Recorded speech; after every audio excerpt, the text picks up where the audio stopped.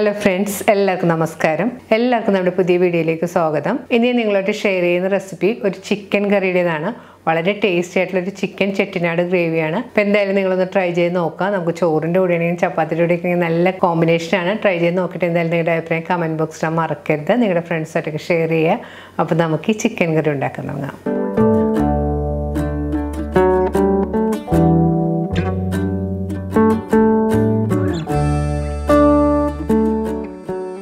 Chicken കറി ഉണ്ടാക്കാനായിട്ട് 1/2 kilo എല്ലോടുകൂടിയുള്ള chicken കഷ്ണങ്ങളാണ് എടുത്തിരിക്കുന്നത്. Chicken ഒരു മീഡിയം കഷ്ണങ്ങളായിട്ട് കട്ട് ചെയ്ത് കഴുകി വെള്ളമെല്ലാം കളഞ്ഞു വെച്ചിട്ടുണ്ട്. ഇതിലേക്ക് 1/2 ടീസ്പൂൺ മഞ്ഞൾപ്പൊടിയും 1/2 ടീസ്പൂൺ ഉപ്പുപൊടിയും കൂടി ചേർത്ത് കൊടുക്കാം. ഇനി ഇതിലേക്ക് ഒരു നാരങ്ങയുടെ പകുതി ഭാഗം പിഴിഞ്ഞതും കൂടി ചേർത്ത് കൊടുക്കാം. ഇനി ഇതെല്ലാം കൂടെ നല്ലതുപോലെ മിക്സ് ചെയ്ത് കൊടുക്കാം. ഉപ്പും മഞ്ഞൾപ്പൊടിയും നാരങ്ങ നീരെല്ലാം ചിക്കനിൽ നന്നായിട്ട് പിടിക്കുന്നവരോ നല്ലപോലെ മിക്സ് ചെയ്ത് കൊടുക്കാം.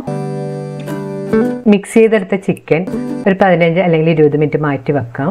കറിക്കൊരു മസാല ഉണ്ടാക്കണം. അതിനായിട്ടൊരു പാൻ ചൂടാക്കാം. പാൻ ചൂടാകുമ്പോഴേക്ക് 1.5 ടേബിൾ സ്പൂൺ മല്ലി, ഇതിലേക്ക് 1 ടേബിൾ സ്പൂൺ വലിയ ജീരകവും 1 ടീസ്പൂൺ ചെറിയ ജീരകവും കൂടി ചേർത്ത് കൊടുക്കണം. ഇനി ഇതിലേക്ക് 3/4 ടീസ്പൂൺ കുരുമുളകും 1 ചെറിയ കഷ്ണം പട്ട, 4 ഗ്രാമ്പ്, 4 ഏലക്കയും കൂടി ചേർത്ത് കൊടുക്കാം.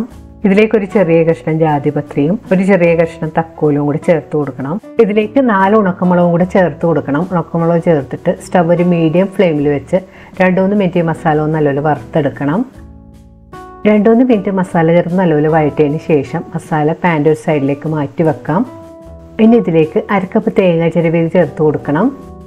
തേങ്ങ ചേർത്ത് കഴിഞ്ഞ് സ്റ്റവ് ഒരു മീഡിയം ഫ്ലെയിമിൽ വെച്ച് 2-3 മിനിറ്റ് ഒന്ന് നല്ലപോലെ വഴറ്റി കൊടുക്കാം. ഇനി തേങ്ങയിലേക്ക് മസാലയും കൂടി ഇട്ട് നല്ലപോലെ വഴറ്റി കൊടുക്കാം. മീഡിയം ഫ്ലെയിമിൽ വെച്ച് വറുത്ത് തേങ്ങ ഒരു ഗോൾഡൻ ബ്രൗൺ കളർ ആവുന്ന വരെ വറുത്തെടുക്കണം. തേങ്ങ കൂടുതൽ ബ്രൗൺ കളറായി പോകരുത്, ഒരു ഗോൾഡൻ ബ്രൗൺ കളറായി വന്നാൽ മതി. തേങ്ങ മൂത്തൊരു ഗോൾഡൻ ബ്രൗൺ കളറായി വന്നിട്ടുണ്ട്. ഇതാണ് കറക്റ്റ് പാകം. ഈ സമയത്ത് നമുക്ക് സ്റ്റവ് ഓഫ് ചെയ്ത് തണുക്കാനായിട്ട് മാറ്റി വെക്കണം. വറുത്ത് വെച്ച മസാല ഇപ്പോൾ തണുത്ത് വന്നിട്ടുണ്ട്. ഇതൊരു മിക്സിയുടെ ചെറിയ ജാറിലേക്ക് ഇട്ട് കൊടുക്കാം. ഇതിൽ അരക്കാനായിട്ട് നമ്മൾ പ്രത്യേകിച്ച് വെള്ളമൊന്നും ചേർക്കേണ്ട ആവശ്യമില്ല. അതുപോലെ തന്നെ കൂടുതൽ അരഞ്ഞും പോകരുത്. ചെറിയ ചെറിയ തരിയോടുകൂടി വേണം ഇത് പൊടിച്ചെടുത്താൽ മതി. തേങ്ങപ്പുളി കാണുന്നവർ പൊടിച്ചെടുത്തിട്ടുണ്ട്. കൂടുതൽ അരഞ്ഞു പോകാതെ ചെറിയ തരിയോട് വേണം പൊടിച്ചെടുക്കാനായിട്ട്. നമുക്ക് മാറ്റി വെക്കാം. കറി ഉണ്ടാക്കാനായിട്ട് ഒരു പാൻ ചൂടാക്കാം. പാൻ ചൂടാകുമ്പോഴേക്ക് 3 ടേബിൾ സ്പൂൺ ഓയിൽ ഒഴിച്ചു കൊടുക്കാം. ഞാനിവിടെ ഉപയോഗിച്ചിരിക്കുന്നത് കോക്കനട്ട് ഓയിലാണ്. നിങ്ങൾക്ക് ഇഷ്ടമുള്ള ഏത് ഓയിൽ വേണമെങ്കിലും ഉപയോഗിക്കാം. എണ്ണ നല്ലതുപോലെ ചൂടാകുമ്പോഴേക്ക് 2 തണ്ട് കറിവേപ്പില ഇട്ട് മൂപ്പിക്കണം. നമ്മൾ ഈ കറിയിൽ സവാള ഉപയോഗിക്കുന്നില്ല, ചെറിയ ഉള്ളിയാണ് എടുത്തിരിക്കുന്നത്. ഞാനിവിടെ 1 കപ്പ് ചെറിയ ഉള്ളി കഷ്ണങ്ങളായിട്ട് കട്ട് ചെയ്ത് വെച്ചിട്ടുണ്ട്. ഈ എണ്ണയിലേക്ക് ഇതും കൂടി ചേർത്ത് കൊടുക്കാം. അപ്പോൾ നിങ്ങളുടെ കയ്യിൽ ചെറിയ ഉള്ളി ഇല്ലെങ്കിൽ സവാള ചെറുതായിട്ട് ചോപ്പ് ചെയ്ത് ഇതിന് പകരമായിട്ട് ഉപയോഗിക്കാം. പക്ഷേ ചെറിയ ഉള്ളി തന്നെ ഉപയോഗിക്കാൻ ശ്രദ്ധിക്കുക, അതാണ് കൂടുതൽ ടേസ്റ്റ്. ഉള്ളി ചേർത്ത് നല്ലതുപോലെ വഴറ്റി കൊടുക്കണം. ഉള്ളിയെല്ലാം സോഫ്റ്റായി ചെറുതായിട്ട് കളർ മാറി വരണം. ഉള്ളിയെല്ലാം ഒന്ന് സോഫ്റ്റായി ചെറുതായിട്ട് കളറെല്ലാം മാറി തുടങ്ങിയിട്ടുണ്ട്. ഇനി ഇതിലേക്ക് 3 പച്ചമുളക് നീളത്തിൽ കീറിയതും 2 മീഡിയം സൈസിലുള്ള തക്കാളി ചെറുതായിട്ട് കട്ട് ചെയ്തതും കൂടി ചേർത്ത് നല്ലതുപോലെ വഴറ്റി കൊടുക്കണം. തക്കാളിയെല്ലാം ഒന്ന് ഉടഞ്ഞ് വരുന്നവർ വഴറ്റി കൊടുക്കാം. തക്കാളി നല്ലതുപോലെ ഉടഞ്ഞ് വരാൻ തുടങ്ങിയിട്ടുണ്ട്. ഈ സമയത്ത് ഇതിലേക്ക് 1 table spoon ginger garlic paste കൂടി ചേർത്ത് കൊടുക്കാം. ജിഞ്ചർ ഗാർലിക് പേസ്റ്റ് ചേർത്ത് വീണ്ടും നല്ലപോലെ വഴറ്റി കൊടുക്കണം. ജിഞ്ചർ ഗാർലിക് പേസ്റ്റിൻ്റെ പച്ചമണമെല്ലാം മാറി വരുമ്പോൾ ഇതിലേക്ക് മാരിനേറ്റ് ചെയ്ത് വെച്ചിരിക്കുന്ന ചിക്കനും കൂടി ചേർത്ത് കൊടുക്കാം.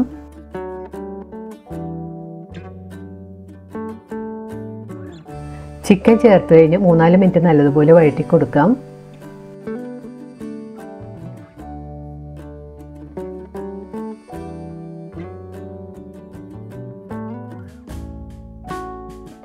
ചിക്കൻ ചേർത്ത് 3-4 മിനിറ്റ് നല്ലപോലെ വഴറ്റിയതിന് ശേഷം ഇതിലേക്ക് പൊടിച്ചു വെച്ചിരിക്കുന്ന മസാലയും കൂടി ചേർത്ത് കൊടുക്കാം. മസാല ചേർത്ത് 3-4 മിനിറ്റ് നല്ലപോലെ ഒന്ന് വഴറ്റി കൊടുക്കണം. മസാലയെല്ലാം ചിക്കനിൽ പിടിക്കുന്നവരൊന്ന് വഴറ്റി കൊടുക്കാം. ഇനി ഇതിലേക്ക് പാകത്തിനുള്ള ഉപ്പുപൊടിയും കൂടി ചേർത്ത് നല്ലപോലെ മിക്സ് ചെയ്ത് കൊടുക്കാം.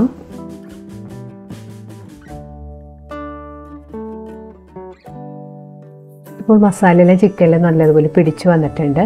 ഇനി പാനൊന്ന് മൂടി വെച്ച് സ്റ്റവ് ഒരു ലോ ഫ്ലെയിമിൽ ഒരു 5 മിനിറ്റ് കുക്ക് ചെയ്യാം. 5 മിനിറ്റ് കഴിഞ്ഞ് പാൻ്റെ മൂടി മാറ്റി ഒന്ന് നല്ലപോലെ മിക്സ് ചെയ്ത് കൊടുക്കണം.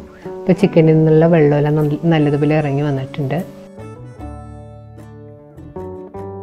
ഇനി ഇതിലേക്ക് പാകത്തിനുള്ള വെള്ളം ചേർത്ത് കൊടുക്കണം. ഞാൻ ഇതിലേക്ക് 3/4 കപ്പ് ചൂടുള്ള വെള്ളമാണ് ചേർത്ത് കൊടുത്തിരിക്കുന്നത്. വെള്ളം ചേർത്ത് വീണ്ടും നല്ലപോലെ മിക്സ് ചെയ്ത് കൊടുക്കണം. വെള്ളം ചേർത്ത് കഴിഞ്ഞ് കറി നല്ലപോലെ തിളക്കാൻ തുടങ്ങിയിട്ടുണ്ട്. ഇനി പാനൊന്ന് മൂടി വെച്ച് സ്റ്റവ് ഒരു മീഡിയം ഫ്ലെയിമിൽ വെച്ച് കുറച്ച് സമയം കുക്ക് ചെയ്യണം. ചിക്കനെല്ലാം വെന്ത് കറി പാകത്തിന് കുറുകി വരണം. ഇടയ്ക്ക് പാൻ്റെ മൂടി മാറ്റിയിട്ട് നല്ലപോലെ ഇളക്കി കൊടുക്കണം. വീണ്ടും മൂടി വെച്ച് കുക്ക് ചെയ്യണം. മൂടി വെച്ച് കുക്ക് ചെയ്യാൻ തുടങ്ങിയിട്ട് ഒരു 15 മിനിറ്റ് എല്ലാം കഴിഞ്ഞിട്ടുണ്ട്. ഇപ്പോൾ ചിക്കൻ പാകത്തിന് കുക്കായി എണ്ണയെല്ലാം തെളിഞ്ഞ് വന്നിട്ടുണ്ട്. നല്ലപോലെ ഒന്ന് മിക്സ് ചെയ്ത് കൊടുക്കാം. ഈ പാൻ തുറന്ന് വെച്ച് ചിക്കനിലെ ഗ്രേവി എല്ലാം ഒന്ന് കുറുകാൻ അനുവദിക്കണം. ഇപ്പോൾ ചിക്കനിലുള്ള ഗ്രേവി എല്ലാം നല്ലപോലെ കുറുകി എണ്ണയെല്ലാം തെളിഞ്ഞ് വന്നിട്ടുണ്ട്. ഇനി ഇതിലേക്ക് ചോപ്പ് ചെയ്ത് വെച്ചിരിക്കുന്ന കുറച്ച് മല്ലിയിലയും കൂടി തൂവി കൊടുക്കാം. മല്ലിയില ചേർത്ത് വീണ്ടും നല്ലപോലെ ഒന്ന് മിക്സ് ചെയ്ത് യോജിപ്പിക്കണം. ഇപ്പോൾ വളരെ രുചികരമായി നമ്മുടെ ചെട്ടിനാട് ചിക്കൻ കറി റെഡി ആയിട്ടുണ്ട്. വളരെ പെട്ടെന്ന് ഉണ്ടാക്കിയെടുക്കാൻ പറ്റിയ റെസിപ്പിയാണ്. ചോറിൻ്റെ കൂടെയാണെങ്കിൽ ചപ്പാത്തിയുടെ കൂടെയാണെങ്കിൽ അപ്പത്തിൻ്റെ ഇടിയപ്പത്തിൻ്റെ കൂടെയൊക്കെ നല്ല കോമ്പിനേഷനാണ്. ട്രൈ ചെയ്ത് നോക്കിയിട്ട് എന്തായാലും നിങ്ങളുടെ അഭിപ്രായം കമൻറ്റ് ബോക്സിൽ ഇടാൻ മറക്കരുത്. നിങ്ങളുടെ ഫ്രണ്ട്സായിട്ടൊക്കെ ഷെയർ ചെയ്യാം. വീണ്ടും ഇതുപോലെ സിമ്പിൾ ആൻഡ് ടേസ്റ്റിയുമായിട്ടുള്ള റെസിപ്പി ആയിട്ട് നമുക്ക് കാണാം. താങ്ക്